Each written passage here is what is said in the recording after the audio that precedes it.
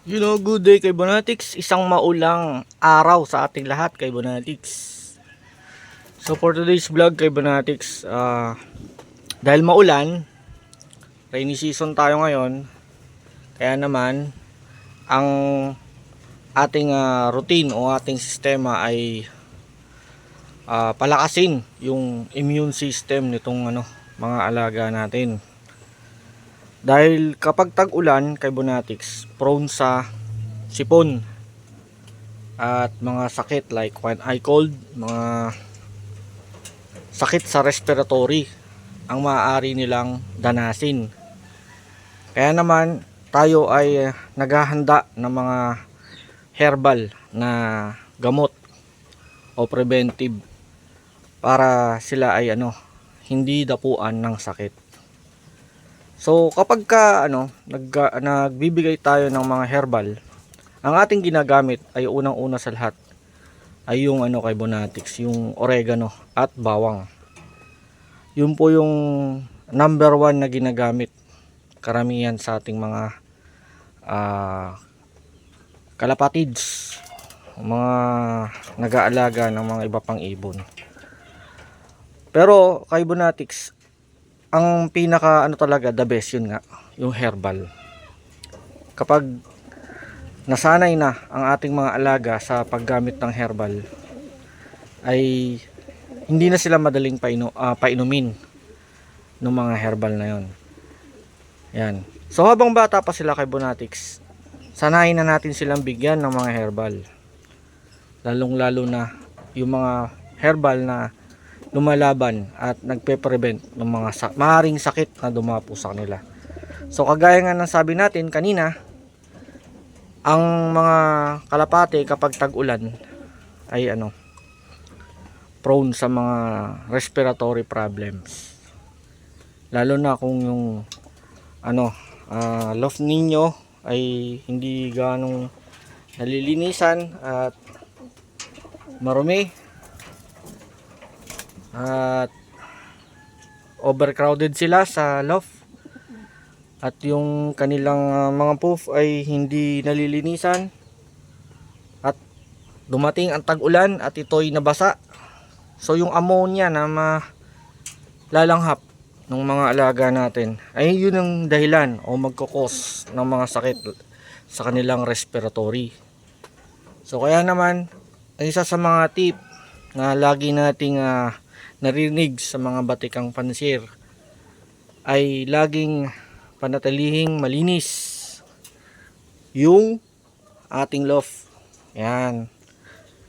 Linisin natin yung mga yan, yung mga perches, yung sahig dapat dry, hindi wet. Yan. Kapag ganun ang ating sistema kay Bonatics, ay makakamenos tayo sa gastos. Kasi magastos ang magkasakit ang mga ibon natin. Lalong lalo na pag nagka-respiratory yan. So kapag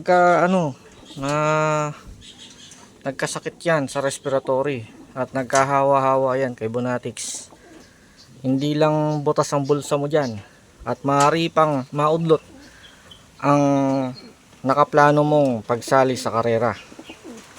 So habang maaga pa, mas maganda na ma-prevent na to ang mga pinaggagalingan o mga pinanggagalingan ng mga sakit na yan. So dapat tayo dito, very tayo advance sa ating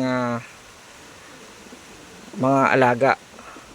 So kapag maulan, yun na, bigyan na natin sila ng mga gamot o mga herbal na maaring makapagbigay sa kanila ng vitality, na hindi sila basta-basta tamaan o dapuan ng sakit. So bali ang ginagawa ko kay Bonatics sa ating mga alaga ay nagpapainom nga ako ng tubig na may katas ng oregano, kalamansi at konting asin, at meron siyang kasamang bawang. So bali dinidikdik ko lang lahat yun kay Bonatics, at pinapainom ko sa kanila. Yun ang aking pinapainom kapag ganitong maulan yung panahon o masungit yung panahon. Ayan o, sa labas umuulan. Ayan o. So yan yung aking pinapainom sa kanila kay Bonatics, para hindi sila magkasakit.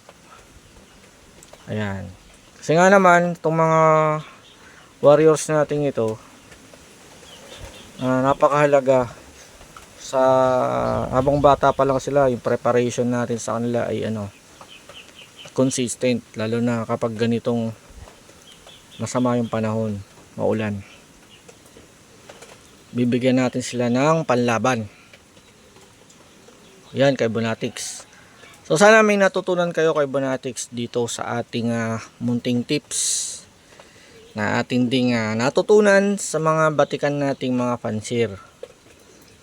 Bali yun nga, para makaiwas tayo sa anumang respiratory na sakit, lalo na kapag tag-ulan, kailangan alam natin yung mga gamot o yung mga herbal na pinapainom sa kanila. So hanggang sa muli kay Bonatics ng ating vlog, at inaanyayahan ko po kayong i-subscribe yung ating channel kung nakatulong po yung mga tips natin, at